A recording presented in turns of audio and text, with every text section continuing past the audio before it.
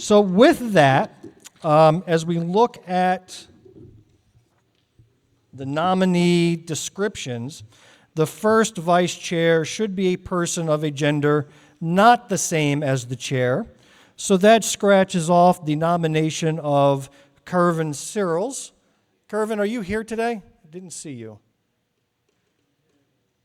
All right, well, that makes our nominee for first vice chair, Dr. Jumelle Brooks. Could you come to the podium to address the attendees about your candidacy? Yeah, introduce yourselves. We don't know you.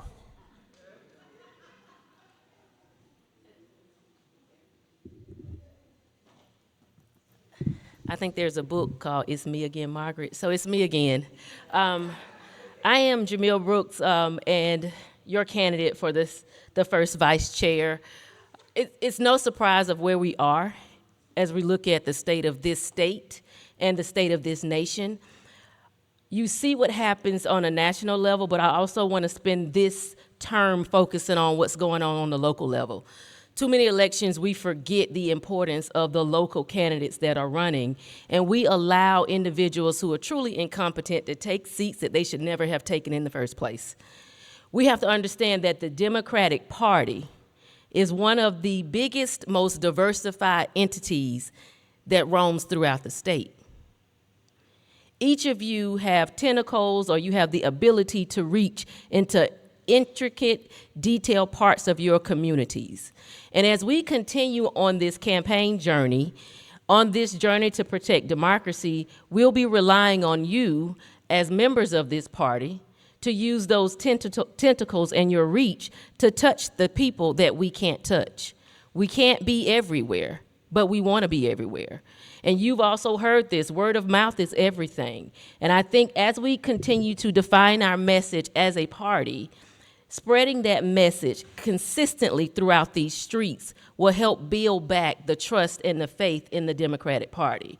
We are not a party that just takes it laying down. We are a party that has passion and fire, and will continue to fight.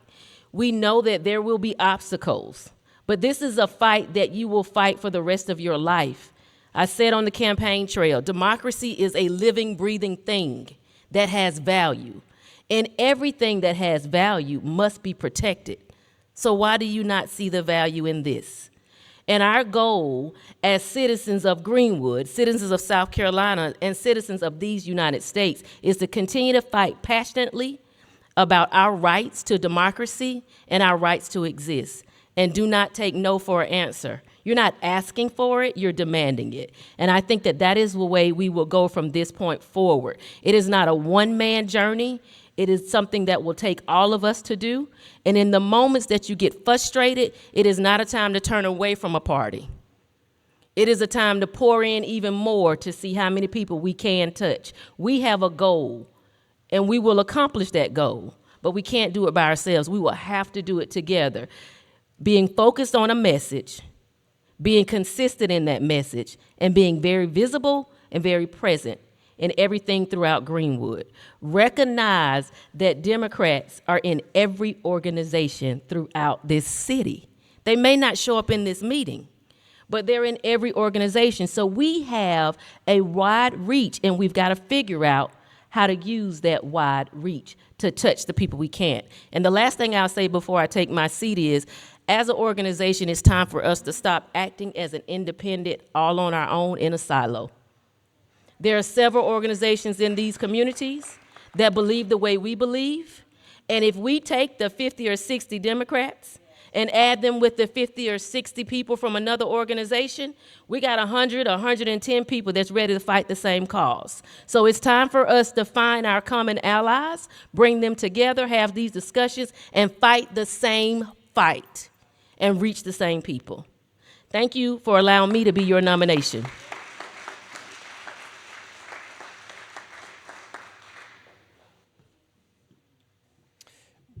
Being no other nominees for first vice chair, we will go by voice acclamation. All in favor of Dr. Jumelle Brooks as the first vice chair, say aye. Aye. All opposed? I'm waiting. All right, the ayes have it. Congratulations, Dr. Brooks, and welcome.